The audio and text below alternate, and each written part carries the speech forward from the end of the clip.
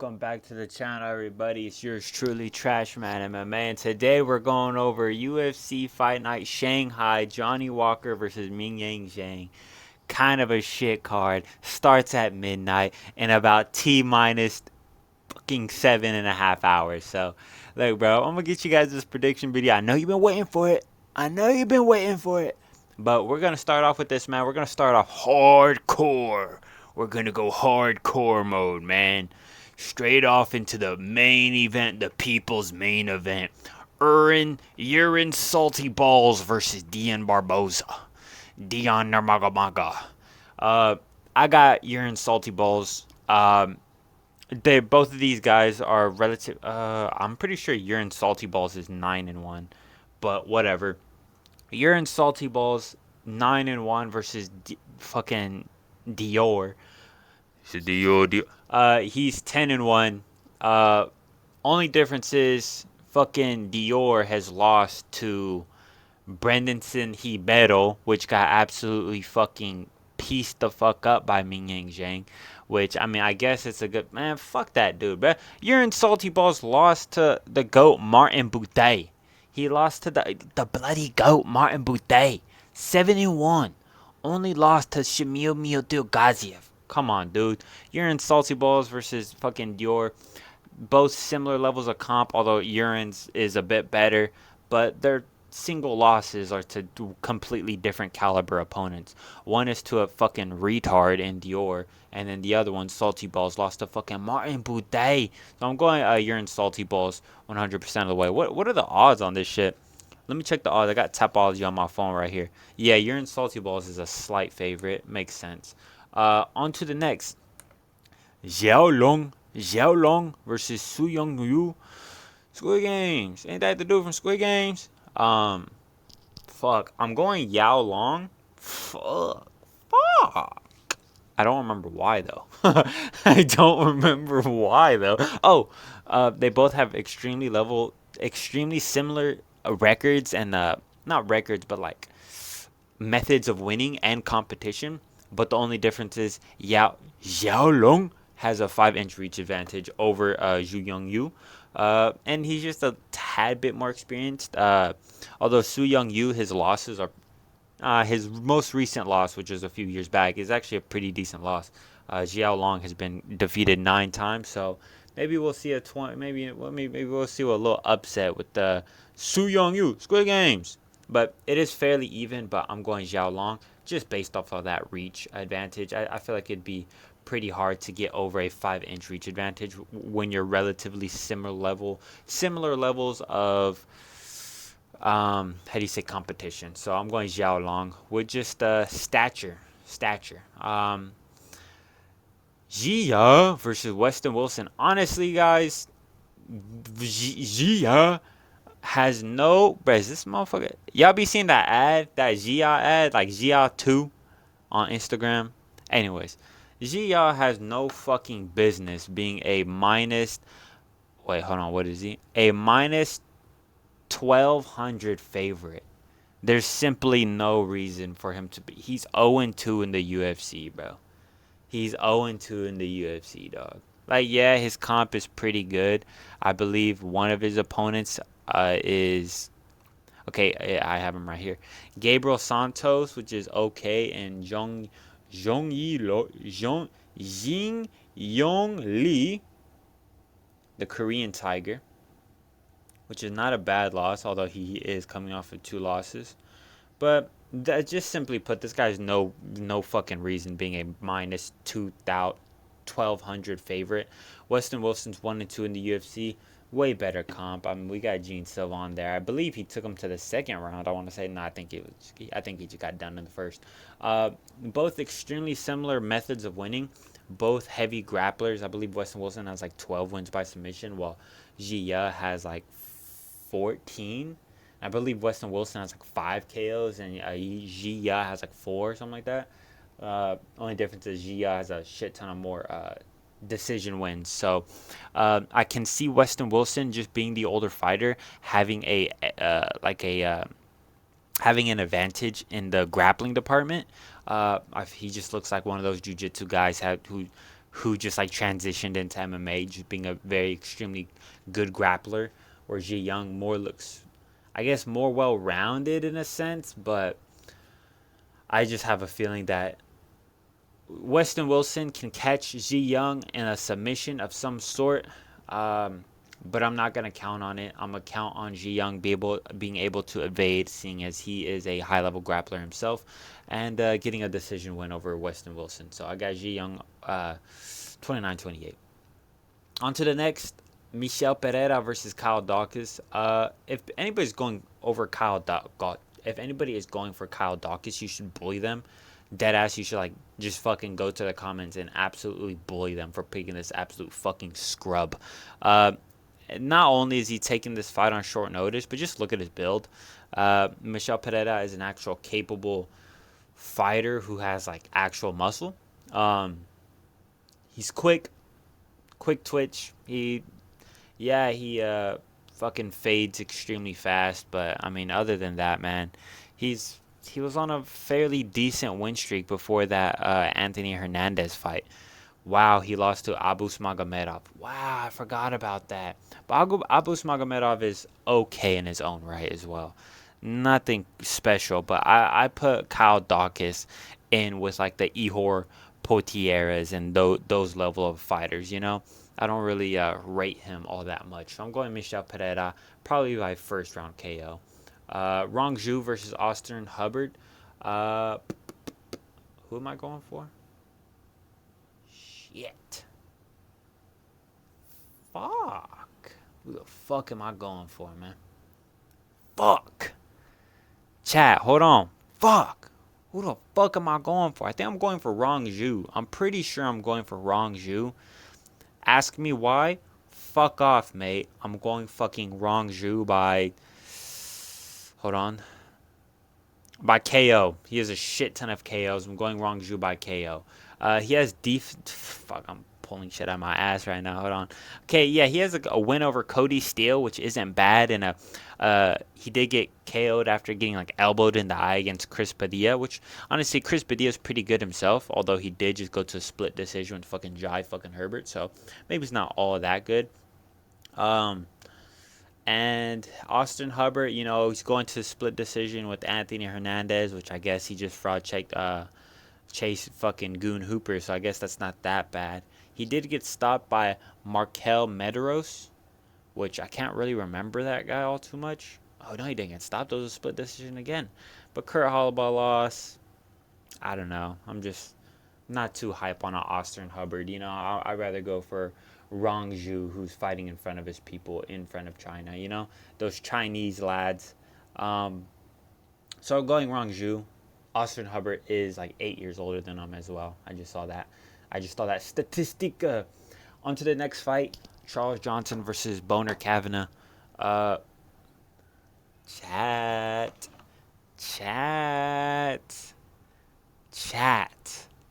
This might be a you must have forgot type of performance, bro. I see Loner Kavanagh as the favorite. Charles Johnson the underdog. Dude, I see Charles Johnson. I see this. You genuinely want to know what I see? I see a Charles Johnson versus Joshua Van Part 2. This is what I see. Loner Kavanagh, he's like 5 inches shorter than him. He has a shorter reach advantage than him. He's younger. He's 26. Charles Johnson, experienced at 34. Like I said, well, he's 5'9", as you see right there. Oh, wow. Hold on. They have Loner Kavanagh as 5'6" here. On Tapology, he's listed as 5'4". They got the reach right, though. I don't know. You can never trust the UFC's website, bro. They're fucking cooked. Charles Johnson has height over him, has reach over him, has experience over him. Charles Johnson, to beat him, you really have to mix in grappling. And even when you do, it's not all too successful. You have to be a really, like, heavy grappler. You have to shoot. You have to go for a lot of takedowns for Charles Johnson. You can't just go tit for tat on the feet with them while being shorter than him. I think he showed against Joshua Van, an extremely high level striker. I think he showed that if you just try to go tit for tat with them on the feet, you will get not necessarily caught. I think he did land a picture perfect shot on Joshua Van that doesn't land, maybe 7 out of 10 times. Um, but he shows that he has that power in him. He shows he has that technique to him to outpoint you for 15 minutes, which in my opinion, I believe that fight was a closely contested, but I had Charles Johnson winning every single round. I did not see Joshua Van winning that fight whatsoever. And then um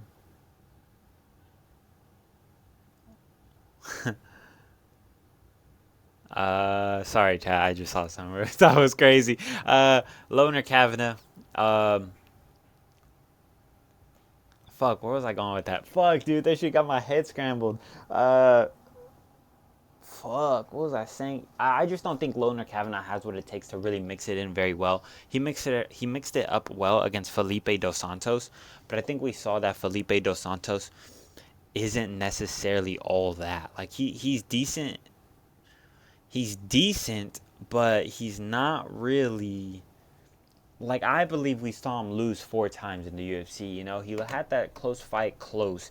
Just he showed heart against Manel Cap, and then he lost to Andre Lima, and then he lost to Logan Kavanagh, and in between that, he had like a split decision victory over somebody who I thought he lost. I just don't think Felipe Dos Santos is really a high level fighter. Whereas Charles Johnson, I think he's shown that he could scrap with the highest level. Uh, I think he's just kind of like a staple. I'm going Charles Johnson with the y'all must have forgot 29-28 performance. Maybe dropping the third round. I could see him dropping either the third or the first, but I think he got that second in the bag. On to the next, Maishate versus Gage Young. Who the fuck is that guy? I'm going Machate. Ask me why? Fuck off, cunt. 3 inches taller. Why am I going this kid?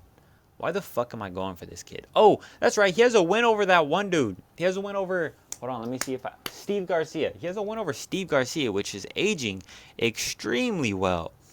Lost to Nicholas Moda, not the best look. Lost to Rafa Garcia, not the best look. Lost to Vyacheslav Borshev, not the best look. But Gage Young, who the fuck is this guy? You know, Evan Elders. Who? He lost to Quinlan Salcade, mate. You know, whatever, dude. I'm going my shot. He fuck off, bro. He has good KOs, I guess. He's a good KO artist, perchance. He has 4 KOs. Whatever. On to the main card. This card fucking blows beef, dude. Who am I going here? What the fuck? Bro, on my soul, this fight wasn't here. I'm going Tylik Nugrada. He looks better. Oh, 5-inch reach advantage. That's probably why I'm going for him. Although I have noticed that a lot of fighters are just kind of like retarded and they can't fight behind their jab. So they can't fight behind their reach. So, you know, that kind of just means fuck all right now. Kiefer Crosby. Tylee Lake, he is taking this fight on short notice. Kiefer Crosby had some other opponent pull out. It was some South Korean dude. Hold on, let me pull it up real quick. It was Kenan Song. But even then, Kiefer Crosby's really old. Not really old, but he's no spring chicken. He's 35. Um, he's 0-2 in the UFC against Kevin Jousset, who got cut, and Sam Patterson, who honestly is pretty good. So there's nothing to really take away from him there. This kid, this Tylee Lake Nurmagomedov, a lot of KOs. They're over complete bums, but if there's one thing that I noticed, it doesn't matter if you're going up against bums. If you're doing what you're supposed to do to them, then that's all right, and you know, might as well be a good win. You know, if you're completely ragdolling people, then fuck it. Which he is. He's completely knocking everybody out. So I'm going Tylee Lake by first round KO. On to the next fight, Suma Dewurgi versus Kevin Borjas. I'm going Suma Dewurgi. A lot of KOs. Kevin Borjas had a scrappy fight with Joshua Van.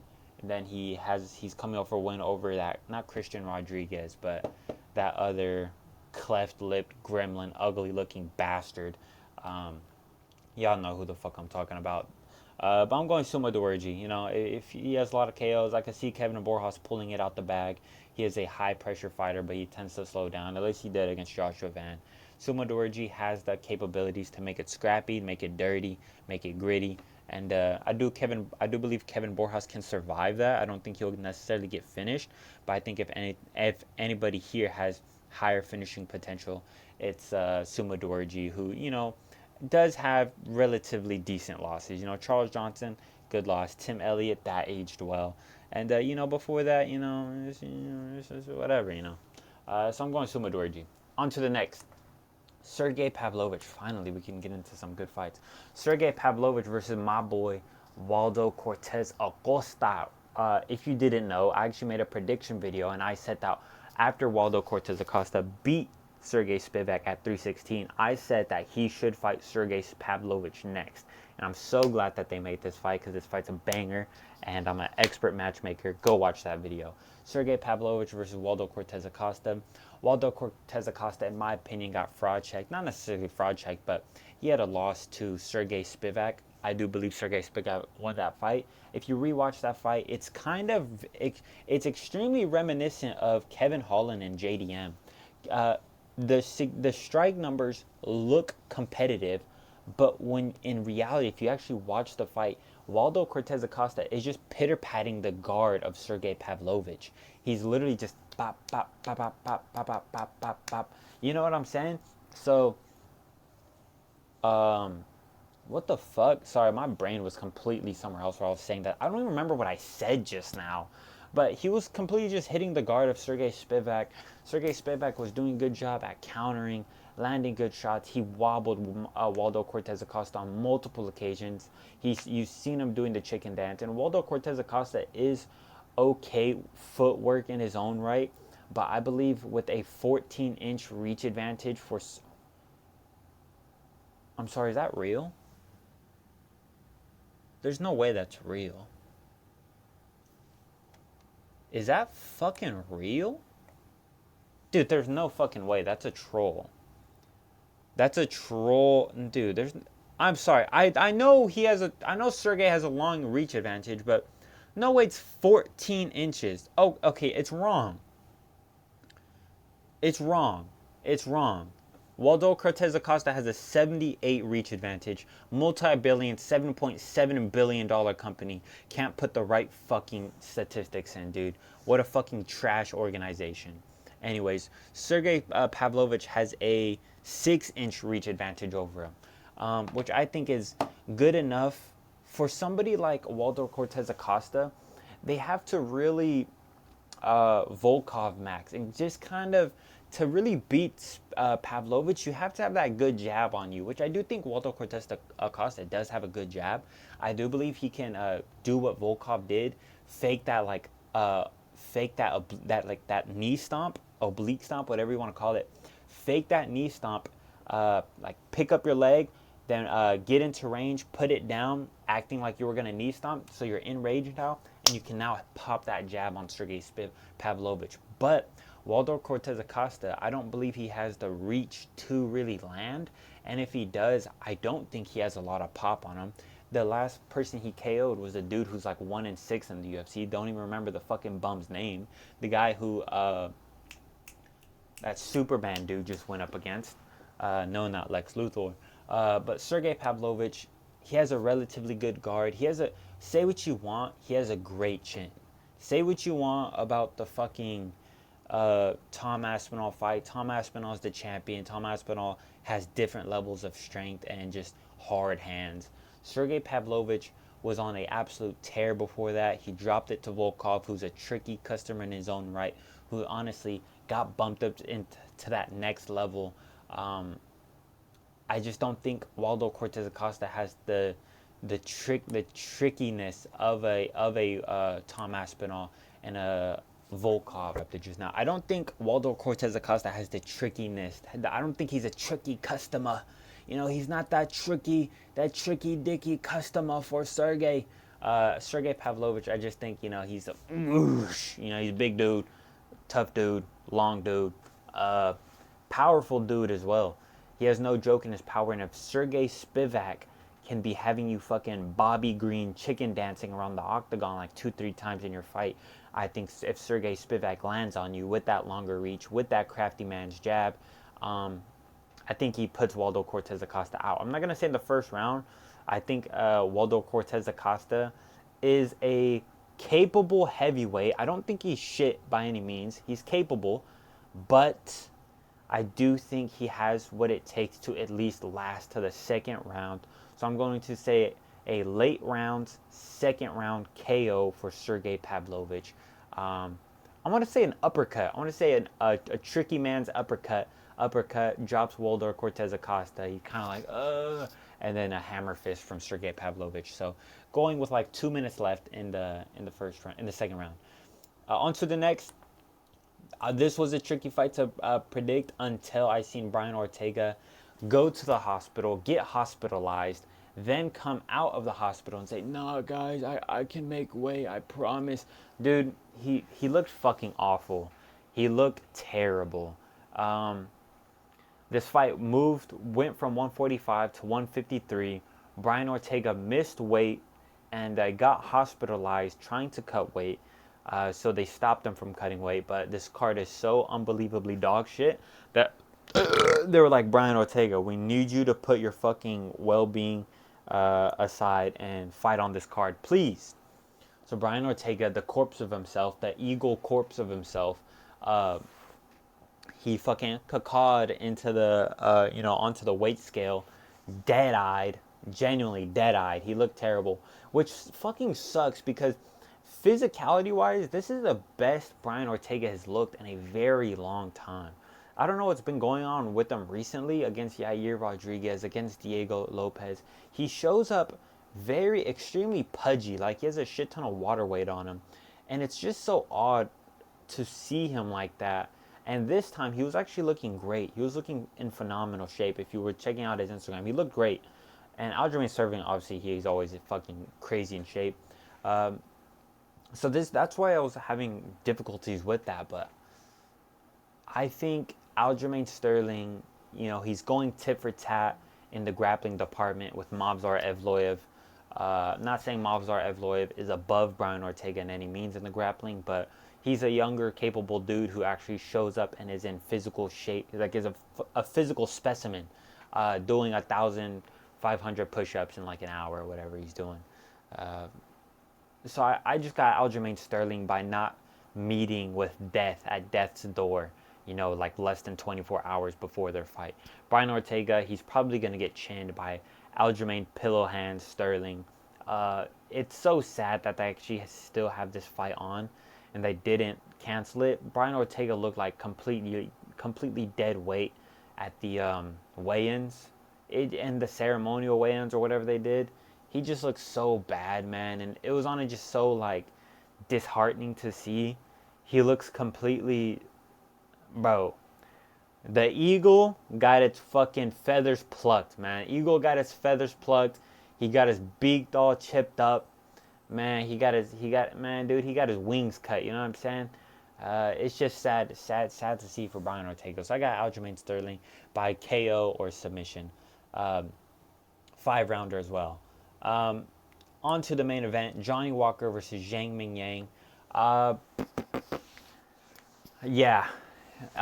We got Johnny Walker to win this fight. We got Johnny Walker by popping that jab, mate. That crafty man's uppercut, that overhand, the doom. No, in all reality, Mingyang Zhang, and I'll show you exactly why we have Mingyang Zhang. I'll show you why we have Mingyang Zhang right here, bruh. Beautiful job. Holy shit. I don't think you guys can hear the audio. Allahu Akbar. I'll do like a cover over because I don't think you guys can hear. I think I only have my mic set up as the audio. So I'll mimic this like Russian Brazilian dude. Sahid. War. Oh, stop. Oh, stop. Sahid. Wallahi.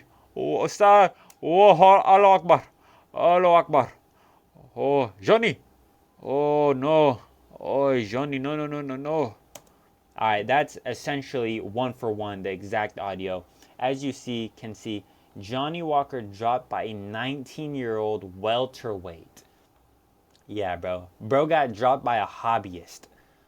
What the fuck is this? Okay, here we go. He got dropped by a hobbyist, by a boxer hobbyist. Ming Zhang is smoking this fool in round 1. For Johnny Walker to win this fight, he would have to completely switch up his style, which he absolutely will not. If he hasn't already, he won't now. For Johnny Walker to win this fight, he has to have an Alexander Volkov type of game plan. Stay on the outside, low kicks, oblique stomps, stay out of range, crafty man's jab, fake oblique stomps, 2 jabs.